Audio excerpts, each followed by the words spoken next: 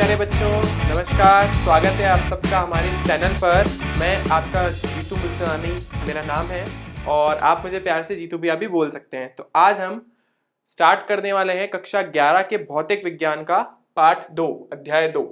ठीक है, पहला चैप्टर हमने थोड़ा सा स्किप करा है क्योंकि वो पार्ट जो है वो इतना हमारे काम का नहीं है। फिर भी जो जो चीज़ें काम की हम यहाँ पे पढ़ेंगे।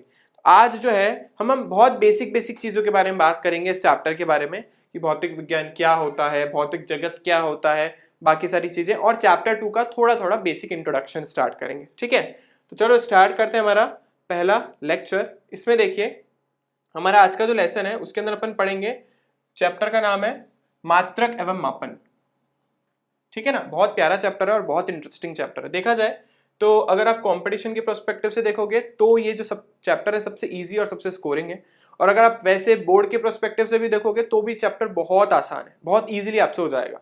ठीक है ना, इस पेज पे अपन वापस आएंगे, उससे पहले अपन बात करते हैं आगे एक छोटे से एक्सपेरिमेंट के बारे में। देखिए मैंने बहुत प्यारा सा एक्सपेरिमेंट दिया है, और ये एक्सपेरिमेंट एक्चुअली मैंने नहीं दिया है, ये एक्सपेरिमेंट दिया है एक साइंटिस्ट ने जिसका नाम है रिचर्ड फेनमन। उसके बारे में भी देखते हैं। देखो तो रिचर्ड फेनमन कैसे दिखते हैं हमारे साइंटिस्ट भाई साहब। तो हमारे साइंटिस्ट भाई साहब ये हैं रिचर्ड फेनमन। इन्होंने ये छोटा सा एक्सपेरिमेंट दिया था ताकि आप भौतिक जगत को समझ पाओ कि हम फिजिक्स में क्या पढ़ते हैं, कैसे पढ़ते हैं। देखिए मान लो बहुत अच्छा सा एक्सपेरिमेंट है, तो एक चेस बोर्ड है और मान लो हमारे एक टिंकू भैया, तो ये बहुत गुस्से में एक टिंकू भैया आ जाते हैं। मान लेते हैं हमारे कौन है, टिंकू भैया, है ना, बहुत गुस्से में बड़े। तो टिंकू भैया जो है वो आए हैं और इसके साथ एक और प्लेयर खेलने आई है, इनका नाम है सुनीता मैडम। तो सुनीता मैडम ये भी बड़े गुस्से में है, आज पतिदेव ने इनका काम नहीं किया तो बड़े गुस्से में है सुनीता मैडम। और टिंकू भैया और क्या बोलते हैं सुनीता मैडम दोनों ये गेम खेलने वाली है, और इस गेम को ऑब्जर्व कौन करेगा, इस गेम को ऑब्जर्व करने वाले हैं हमारे ये भाई साहब, ये डिटेक्टिव भाई साहब। ये हमारा डिटेक्टिव है जो इस गेम को ऑब्जर्व करेगा कि इस गेम में क्या चल रहा है, और ये सारी इंफॉर्मेशन किसको देगा, ये अब सारी इंफॉर्मेशन अपने सीक्रेट जगह पे भेजेगा। वो सीक्रेट जगह कौन है, हमारी धरती माता, यानी हम, हमारी पृथ्वी और पृथ्वी के लोग। पृथ्वी के लोग मुझे तो ज्यादा अच्छा है, तो पृथ्वी के लोगों की तरफ ये इंफॉर्मेशन भेजेगा।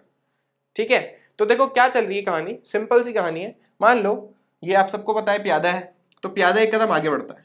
ठीक है ना, प्यादा यहां से यहाँ पे चलता है। तो हमारे डिटेक्टिव भैया ने बोला कि यार प्यादा जो है ना एक कदम आगे बढ़ गया है, तो अपनी ये इन्फॉर्मेशन उसने पृथ्वी के लोगों तक पहुंचा दी। ठीक है, अब हमारा घोड़ा, तो घोड़ा तो 2.5 कदम चलता है ना, तो 1 2 और ये 2.5, ठीक है ना, ऐसे कुछ होता है। तो यहां पहुंचा हमारा घोड़ा। तो अब इसने बोला यार प्यादा तो सीधा चल रहा था, घोड़ा 2.5 कदम चल रहा है। फिर इसने हाथी देखा, इसने देखा यार हाथी तो सीधा चल रहा है, फिर इसने इंफॉर्मेशन भी पृथ्वी पे भेज दी। इसके बाद देखो जैसे ये हमारा एक ऊंट है, ऊंट कैसे चलता है, टेढ़ा चलता है, तो बोला यार ऊंट तो टेढ़ा चल रहा है, ये कैसा झोलमाल है कि कोई कैसे चल रहा है कोई कैसे चल रहा है। फिर जब प्यादे के पास, मान लो प्यादा यहाँ खड़ा है और कोई यहाँ पे बैठा है, तो प्यादा इसको टेढ़ा मार रहा है। अब बोले अभी तो कुछ और बड़ा था, अभी कुछ और हो गया। तो ये सारी चीजें क्या है, ये हमारा है भौतिक जगत। इस डिटेक्टिव ने क्या किया, जिसको अपन बोल रहे बेटा ये डिटेक्टिव और कोई नहीं, ये डिटेक्टिव है हमारे वैज्ञानिक भाई साहब। हम भी एक वैज्ञानिक ही हैं क्योंकि हम भी कुछ ना कुछ नई नई खोज कर ही सकते हैं। तो ये जो डिटेक्टिव भाई साहब है वो एक्चुअली एक वैज्ञानिक है। ये हमारा भौतिक जगत है, इस भौतिक जगत में बहुत सारी प्राकृतिक परिघटनाएं हो रही है। मेरा चलना बोलना हंसना खाना, ट्यूबलाइट का चलना, ठीक है ना, बारिश का होना, सारी चीजें भौतिक परिघटना है। उन भौतिक परिघटनाओं के पीछे रीजन क्या है, कैसे हो रही है, कौन बताता है, ये बताते हैं हमारे ये वैज्ञानिक भाई साहब। और ये वैज्ञानिक भाई साहब किसको भेजते हैं इंफॉर्मेशन, हम लोगों को तो बताते हैं। ठीक है ना, अब देखो क्या ये वैज्ञानिक भाई साहब कभी इस भौतिक जगत को समझ पाएंगे, नहीं। इस भौतिक जगत को समझना मुश्किल है, नामुमकिन है, ये समझ लिया। अनंत समय में या अनंत जब आप पैटर्न चलोगे, क्योंकि देखो जरूरी नहीं है, देखो घोड़ा 2.5 कदम चल रहा है, आपका जो ऊंट है वो टेढ़ा चल रहा है, तो जरूरी नहीं एक टेढ़े में 2 स्टेप चल सकता है, 3 भी चल सकता है, 4 भी चल सकता है और 10 भी चल सकता है। तो भौतिक जगत को समझना मतलब हम समझ ऐसा बोल सकते हैं कि पॉसिबल नहीं, इम्पॉसिबल है। तो ये इस गेम को कभी नहीं समझ सकता। तो हम भी जो हमारी प्रकृति है उसको कभी नहीं समझ सकते। जो हमारी प्रकृति है वो चलती रहती है चलती रहती है चलती रहती है, और उसमें बहुत सारी परिघटनाएं होती हैं, और उन परिघटनाओं को जैसे जैसे हम देखते हैं, जैसे जैसे ऑब्जर्व करते हैं, वैसे वैसे समझने की कोशिश करते हैं। अब यहाँ पे मैंने आपको एक चीज और बताई कि आपका प्यादा यहाँ पहुंचा ना, तो प्यादे ने क्या करा, टेढ़ा मारा। तो जो इसने पहले बोला था वो गलत था क्या? नहीं, हमने जो साइंटिस्टों ने पहले रूल दिया, कोई भी उसने कोई भी बोला, जैसे मान लो कि है ना एक साइंटिस्ट आया, न्यूटन ही आया, उसने बोला F बराबर ma होता है, बल का सूत्र जो होता है क्या होता है? F बराबर ma। अब कोई दूसरा साइंटिस्ट आ जाए और बोल दे नहीं यहाँ पे इसमें कुछ करेक्शन है यार, यहाँ पे 1/2 आना चाहिए या फिर कुछ और आना चाहिए, आएगा नहीं, मैं बस बता रहा हूं। तो ये सब करेक्शन हमने जो सीखा है उसमें कुछ ना कुछ करेक्शन चलता रहता है। तो हमने कोई लॉ पढ़ा, ठीक है ना, हमने कोई भी चीज पढ़ी, हमने उसको समझा, उसके बेसिस पे अपन ने कुछ दिया, देने के बाद हो सकता है उसमें कुछ करेक्शन हो जाए। जैसे आगे हम पढ़ेंगे तो एक लाप्लास करेक्शन पढ़ेंगे अपन, ठीक है ना, लाप्लास क्या होता है ये सब बाद में बात करेंगे, पर है ये लाप्लास करेक्शन पढ़ेंगे, लाप्लास का संशोधन जो उसने किया था। तो ये सब वो चीजें हैं, ये जो हमारा चेस का बोर्ड है ये सब क्या, हमारा भौतिक जगत। समझता कौन है? ये वैज्ञानिक। समझाता कैसे? हम लोगों को। हर चीज के लिए उसने नियम बनाया, ठीक है। जैसे हम क्यों चलते हैं, हम धरती माता से क्यों जुड़े हुए हैं? गुरुत्वाकर्षण की वजह से जुड़े हुए हैं, ठीक है ना। सैटेलाइट अर्थ के चारों तरफ क्यों घूमती है? गुरुत्वाकर्षण के कारण घूमती है। ऐसे बहुत सारी चीजें हैं जो हम पढ़ते हैं फिजिक्स के अंदर, वो सब किसका भाग है? भौतिक जगत का। तो हम सीखते हैं इस भौतिक जगत से। समझाता कौन है? वैज्ञानिक। बताता कैसे? हमें। हो सकता है उसने कोई नियम दिया, उस नियम में कुछ करेक्शन करना हो, कुछ संशोधन करना हो, तो वो भी संभव है, ठीक है ना। इस गेम को हम कभी समझ नहीं पाएंगे, ये अनंत समय तक ये गेम चलता रहेगा। जैसे अभी हम अंतरिक्ष के बारे में और गहराई से जानने की कोशिश कर रहे हैं, तो क्या मैं आपको बोलूंगा कि अंतरिक्ष को आप पूरी तरीके से समझ गए? नहीं, हम अंतरिक्ष को कभी पूरी तरीके से समझ ही नहीं पाएंगे, क्योंकि हर बार कुछ नया होगा और हर चीज के पीछे हम उसका कारण ढूंढने की कोशिश करेंगे। तो यही हमारी फिजिक्स, एक चेस बोर्ड की तरह। ये एक्सपेरिमेंट दिया रिचर्ड फेनमन ने, ये वो साइंटिस्ट हैं जिन्होंने बताया था कि कैसे हम चीजों को एक्सप्लेन कर सकते हैं, ठीक है। अब आते हैं वापस हमारे टॉपिक पर। उससे पहले अपन समझ लेते हैं हमारे चैप्टर का फ्लो क्या है। चैप्टर फ्लो देखिए समझना बहुत जरूरी है कि हम चैप्टर में क्या पढ़ने वाले हैं, कैसे पढ़ने वाले हैं, वगैरह वगैरह। तो सबसे पहली जो चीज आएगी चैप्टर में आएगी भौतिक राशि, ठीक है ना। भौतिक राशि के बारे में बात करेंगे अपन, मात्रकों की अंतरराष्ट्रीय पद्धति के बारे में। आज ये 2 टॉपिक अपन कवर करने वाले हैं। उसके बाद लंबाइयों का मापन, विमाएं, ये मोस्ट आईएमपी टॉपिक है। ये आप समझ लीजिए, हर फिजिक जो भी आप टॉपिक पढ़ेंगे ना आगे फिजिक्स में, सब में काम आएगी, ठीक है ना। त्रुटियां, ये ज्यादा न्यूमेरिकल से रिलेटेड पार्ट है, और सार्थक अंक, ठीक है। तो ये वो सारे टॉपिक है, मेन टॉपिक। ऐसे अपन चलेंगे, ऐसे देखो ना, इसमें हमने डायग्राम में भी ऐसे बनाया, तो हम ऐसे इस फ्लो में चलेंगे कि हमने पहले भौतिक राशियां पढ़ी, फिर उसके बाद मात्रकों की अंतरराष्ट्रीय पद्धति पढ़ी, फिर अब लंबाइयों का मापन। अब आप एनसीईआरटी में देखोगे तो वहां पे समय का मापन भी है और आपके द्रव्यमान का मापन भी है, तो वो काम का नहीं है इसलिए उसको हमने हटाया। तो लंबाई का मापन, फिर विमाएं, उसके बाद त्रुटियां, और फिर सार्थक अंक। ये है आपके चैप्टर का फ्लो, ठीक है। अब इसके बाद देखो हम बात करते हैं कि भौतिक राशियां क्या होती है। देखो वो सारी चीजें जिसे हम माप सकें उसको हम क्या कहते हैं? भौतिक राशियां कहते हैं। अब देखो आजकल बहुत चल रहा है ना ट्रेड, 2 गज दूरी, मास्क है जरूरी, तो वही वाली। तो दूरी जो है एक भौतिक राशि, क्योंकि इसे मापा जा सकता है, ठीक है। 2 गज हमने बना दिया यहाँ पे कि 2 गज है, मतलब 2 इंसानों को 2 गज दूर रहना ही चाहिए, और रहना ही चाहिए हमारी सेफ्टी के लिए ये। तो ये जो 2 मीटर जो हमने मापा है, ये क्या है? दूरी, इसे मापा जा सकता है। लंबाई मापा जा सकता है, इसलिए भौतिक राशि की कैटेगरी में है, ठीक है ना। देखो ये तराजू हमने यहाँ पे डाला है, यहाँ पे कुछ डालो, यहाँ पे कुछ डालो, आप यहाँ पे कुछ डालो, यहाँ पे कुछ डालो, तोल के दे देगा। तो ये क्या कर रहा है? क्या माप रहा है? द्रव्यमान मापा जा सकता है। यहाँ पे देखो आजकल घरों में बैठे बैठे, लॉकडाउन में बैठे बैठे सबका मोटापा बढ़ गया है, तो हम इसके अंदर वापस अपनी वेस्ट को, यानी अपने जो कमर की चौड़ाई है उसको मापने की कोशिश कर रहे हैं। तो ये भी एक तरीके की लंबाई, इसे भी मापा जा सकता है। ये देखो ये एक हमने एक बर्गर है, उस बर्गर को अपन से किससे माप रहे हैं? ये जो डिवाइस है इसका नाम है हमारे पास वर्नियर कैलिपर्स, जिसके बारे में अपन बात करेंगे, ठीक है। इससे हम इसकी मोटाई मापने की कोशिश कर रहे हैं, ठीक है। तो ये भौतिक राशि हो गई। यहाँ पे देखिए ये हमारे पास है स्टैच्यू ऑफ यूनिटी, आए सबको पता होगा, ये हमारे भारत की शान, सबसे बड़ा स्टैचू। कितनी है इसकी लंबाई? शायद 182 मीटर है ना, 182 या 183 जो भी मीटर इसकी टोटल लंबाई है। तो इस लंबाई को मापा जा सकता है। तो ये सब क्या है? भौतिक राशियां हैं। तो जिन सारी चीजों को हम माप सकें वो सब क्या होती है? भौतिक राशियां होती है। साथ के साथ जिन राशियां जो है हमारे कोई भी चीज, कोई परिघटना हुई हमारी, उसको समझने में मदद करे, वो भौतिक राशि। जैसे बल है ना, किसी वस्तु पे लगाया, ठीक है ना, कोई चीज किसी, जैसे भौतिक राशि अपन ने लगाई बल, तो ये हमें कोई चीज समझने की, कोई जैसे हमने बोला ना किसी चीज को पुश किया, तो पुश करने से वस्तु आगे गई। आगे क्यों गई? क्योंकि उस पर बल लगा। तो बल हमने अपनी इच्छा से दिया ना। एक ये भौतिक राशि है जो हमें उस परिघटना को समझने की समझाने की या व्यक्त करने की कोशिश करा रही है कि कोई वस्तु को आगे धक्का देने पर वो आगे क्यों जा रही है, क्योंकि उस पर बल लग रहा है। तो जिसे मापा जा सके और जो हमारी बहुत अपने आसपास जितनी भी भौतिक परिघटनाएं होती है उसको व्यक्त करने में या समझने में हमारी हेल्प कर सके, वो भौतिक राशियां होती है। ठीक है ना। अब मैं एक स्लाइड आपको दिखाता हूँ, स्लाइड को देखो यार।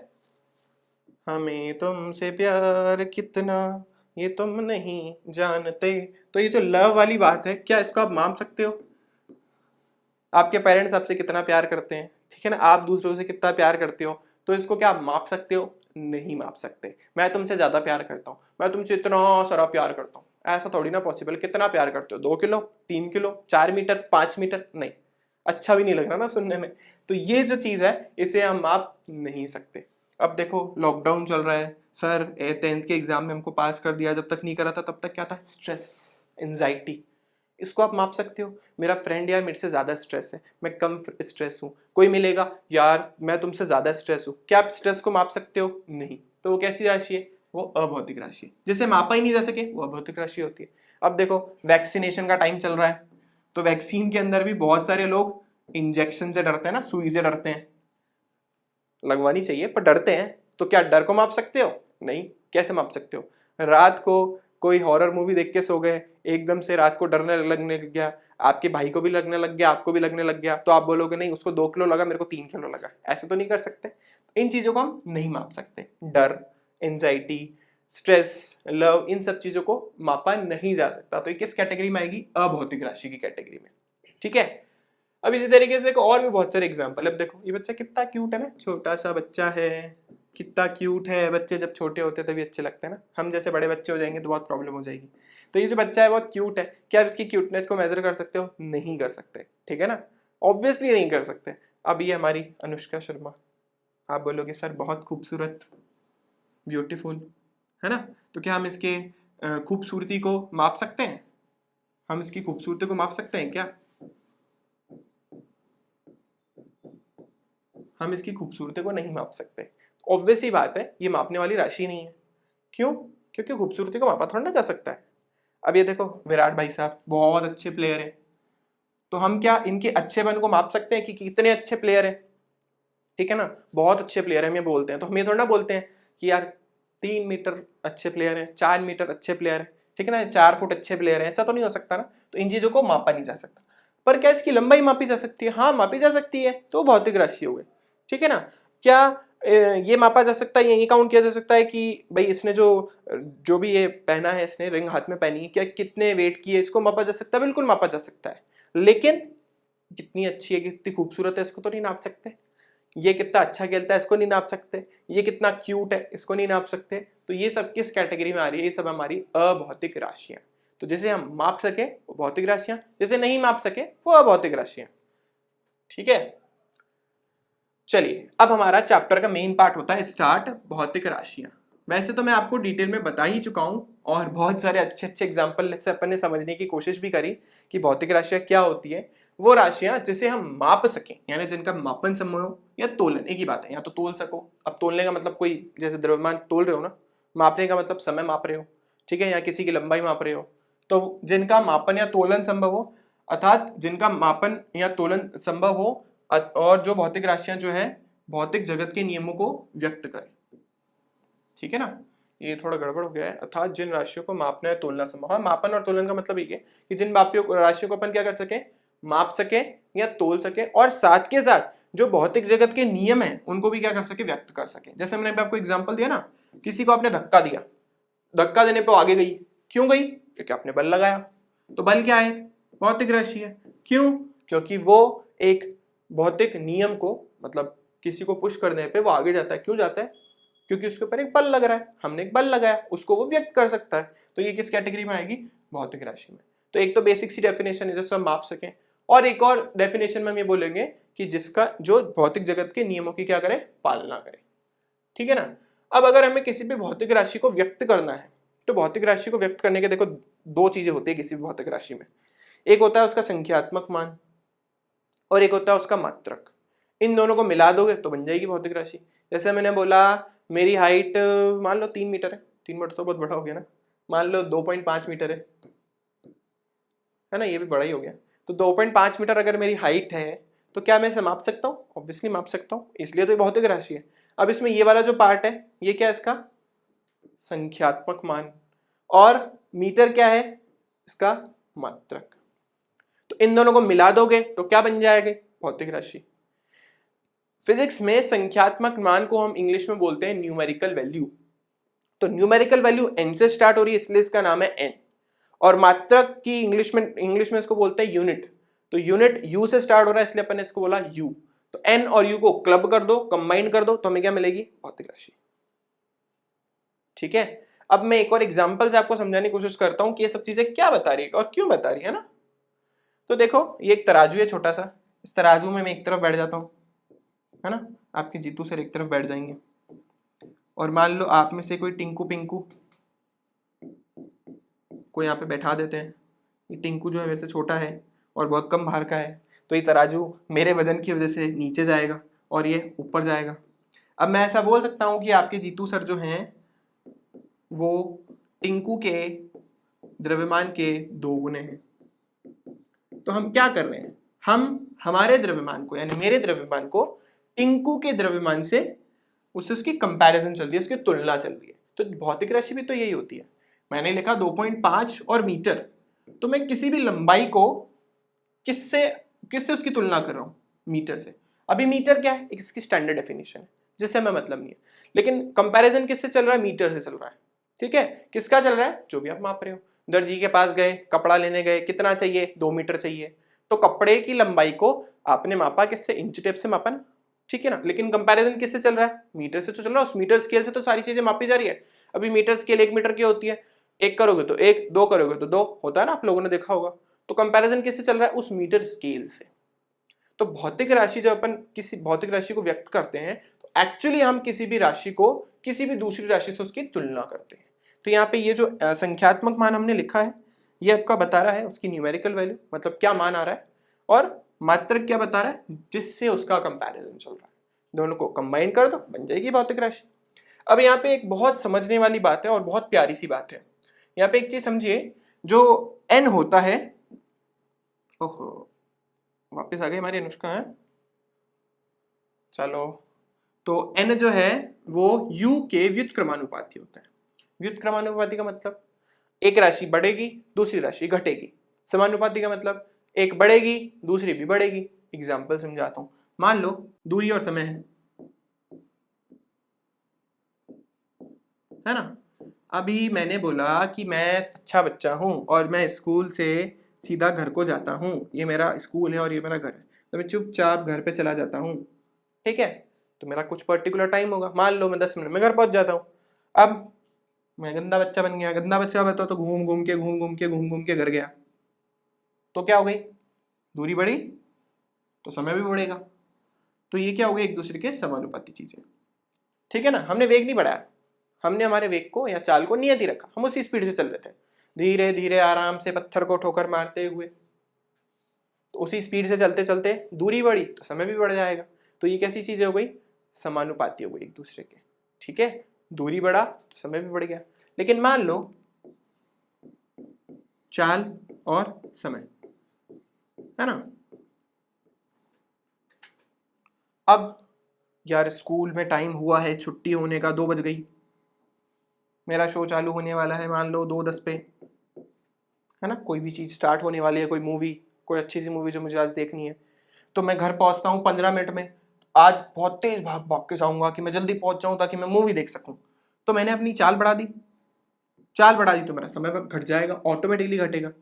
तो ये कैसी चीज हो गई? व्युत्क्रमानुपाती चीज हो गई। एक चीज को बढ़ाओ एक चीज कम हो रही है, तो वो क्या हो गई? व्युत्क्रमानुपाती। तो यहाँ पे भी समझने वाली बात यही है कि जो n होता है वो u के व्युत्क्रमानुपाती होता है। n उसका संख्यात्मक मान है और u उसका मात्रक है। तो अगर आपने n को बढ़ाने की कोशिश करी तो ये घटेगा, या इसको बढ़ाने की कोशिश करी तो ये घटेगा। ठीक है ना, जैसा भी आप समझना चाहो। अब देखो मैं समझाता हूं, 1 किलो है, अब किलो को ग्राम में परिवर्तित कर दो, 1000 हो गया। तो आपने क्या करा? आपने न्यूमेरिकल जो उसका मात्रक था, जो उसका यूनिट था, उसको घटाया। जब यूनिट को घटा दिया तो यार संख्यात्मक मान तो बढ़ेगा ही ना, तो बढ़ गया। केजी से ऊपर आपको कुछ और दिखता तो लिख दो, उससे क्या होगा, ये जो संख्यात्मक मान है और छोटा हो जाएगा। ठीक है, तो अगर आप बड़े से छोटे पे जा रहे हो तो संख्यात्मक मान तो बढ़ाना पड़ेगा, और अगर आप बड़े से और बड़े पे जा रहे हो तो संख्यात्मक मान घट जाएगा, ये बताता है। ठीक है, तो ये जो भौतिक राशि हमारी वो दो चीजों से मिलकर बनी है, एक है n और एक है u। n उसकी न्यूमेरिकल वैल्यू, n उसका संख्यात्मक मान है, और u उसका यूनिट है। ठीक है, होती क्या है भौतिक राशि, जब किसी भी एक राशि को दूसरी राशि से उसकी तुलना की जाए। तो देखो यहाँ पे तुलना ही तो चल रही है। ठीक है ना, ये तराजू ऊपर नीचे वाला है ना, ऊपर नीचे भी है। ओके, अब देखिए आगे। अब अपने को समझना क्या है, अब अपने को समझना है कि भौतिक राशियां कितने प्रकार की होती है। हमने समझ लिया कि भौतिक राशियां क्या होती है सर। अब भौतिक राशियां क्या होती है सर, कि भाई अनुष्का शर्मा कितनी खूबसूरत है, ठीक है ना, हमको कितना डर लगता है, ये सब अभौतिक राशियां थी। हमने ये समझ लिया कि भौतिक राशियां क्या होती है। अब अपन समझते हैं कि भौतिक राशियों के प्रकार कितने होते हैं। काफी इंपॉर्टेंट टॉपिक है ये भी। तो भौतिक राशियों के प्रकार के बारे में अपने को बात कर लिया, तो ये इंपॉर्टेंट है काफी। तो भौतिक राशियां मुख्यतः 3 प्रकार की होती हैं, यही बचपन से में सिखाया जाता है। कोशिश करिए आपको और अच्छे से समझ आ जाए। देखो एक व्हील्स जो है आपस में एक दूसरे से कनेक्टेड है। तो ये जो भौतिक राशि है, पहली भौतिक राशि, ये है मूल भौतिक राशि, सबसे बड़ा भी। हमें किसी से मतलब नहीं, हम तो अपने राजा। तो जो भौतिक राशियां पूर्ण रूप से स्वतंत्र होती हैं, जिन पर किसी का और कोई दबदबा नहीं होता, उसे हम मूल राशियां कहते हैं। ऐसी फिजिक्स में 7 मूल राशियां हैं जो अपन बात करेंगे आगे आने वाले वीडियो में। जैसे मान लो लंबाई, मान लो द्रव्यमान, मान लो समय, ये सब राशियां मूल राशियां हैं। और भी आएगी, 7 आएगी, अभी मैं सारी नहीं लिख रहा। तो ये जो राशियां हैं ये किसी पर निर्भर नहीं करती, ये मस्त है, इनको कोई मतलब नहीं किसी से, कोई क्या करे क्या ना करे हमें क्या मतलब। तो ये राशियां किसी पर निर्भर नहीं करती, ये मस्त है। अब ये राशियां बनाई क्यों गई हैं वो भी समझना पड़ेगा। देखो जब किसी भी चीज की डिस्कवरी हो, जैसे बहुत सारी, जब साइंटिस्ट आए तो साइंटिस्टों ने सोचा यार हमने बहुत सारी चीजों की डिस्कवरी कर दी, ठीक है ना।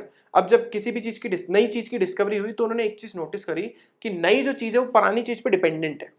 जैसे मैंने वेग बनाया, वेग बराबर किसके होता है, थोड़ा तो याद होगा, विस्थापन बटा समय।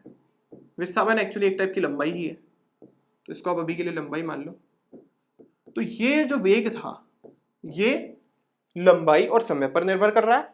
तो इस राशि को अपन ने क्या नाम दे दिया, इसको दे दिया व्युत्पन्न राशि। तोड़ के देखो, व्युत्पन्न किसी से उत्पन्न हुई है, किससे उत्पन्न हुई है, इन्हीं पे तो डिपेंड करती हैं, इन्हीं के तो भाई बंधु हैं। अगर ये ना हो तो इसका क्या होगा, हम आप ना हो तो हमारा क्या होगा, आप लोगों के प्यार से तो चलती है सब चीजें। तो व्युत्पन्न राशियां जो मूल राशियों पर निर्भर करती है, देखो लिखा है पे डेफिनेशन, जो मूल राशियों पर निर्भर करती है। और एग्जांपल देखो, मान लो जैसे इन सबको हटाते हैं, और कुछ बेसिक सी राशियां देख लेते हैं। जैसे हमने बोला जो आप लोगों ने पढ़ी हो, जैसे बल ले लें या त्वरण ले लेते हैं। ओहो, त्वरण पढ़ा आप सबने, त्वरण किसके बराबर होता है, वही वेग बटा समय, या वेग में परिवर्तन बटा समय। अब वेग खुद किसके बराबर होता है, विस्थापन अपॉन समय। तो आप क्या लिखोगे, विस्थापन बटा समय का वर्ग। ठीक है, लिखा ना, विस्थापन लंबाई है, समय का वर्ग हो रहा है, कोई नहीं, इसके ऊपर निर्भर तो करती है। तो ये कैसी राशि हुई, व्युत्पन्न राशियां। बस व्युत्पन्न राशियां जो होती हैं वो मूल राशियों के घात पर निर्भर करती हैं। अब जैसे यहाँ पे लंबाई आई, विस्थापन मतलब लंबाई, इसकी घात 1 है, समय की घात 2 है, तो व्युत्पन्न राशियां मूल राशियों पर निर्भर करती हैं, उनकी कुछ ना किसी घात पर। ठीक है, तो व्युत्पन्न जो मूल से उत्पन्न हुई है, मूल जो किसी पर निर्भर नहीं करती। जैसे हम आप लोगों पे डिपेंडेंट है, आप अपने पेरेंट्स पे डिपेंडेंट है। अगर कोई बंदा इंडिपेंडेंट है, वो किसी पे डिपेंड नहीं करता, तो मूल राशि की कैटेगरी में आएगा। ऐसी 7 मूल राशियां हैं, व्युत्पन्न राशियां जो मूल राशियों पर निर्भर करती है। एक और चलो एग्जाम्पल देख लेते हैं अच्छा सा, कौन सा ले जो आप लोगों ने पढ़ा है, चलो संवेग ले लेते हैं। जो हमारा संवेग है वो किस पर निर्भर करता है, 2 चीजों पर। पहला है हमारा द्रव्यमान और दूसरा है हमारी वेग। ठीक है, द्रव्यमान तो द्रव्यमान है, वेग को आप क्या लिखोगे वापस, द्रव्यमान तो द्रव्यमान ही है। वेग किसके बराबर होता है? विस्थापन बटा समय। ठीक है,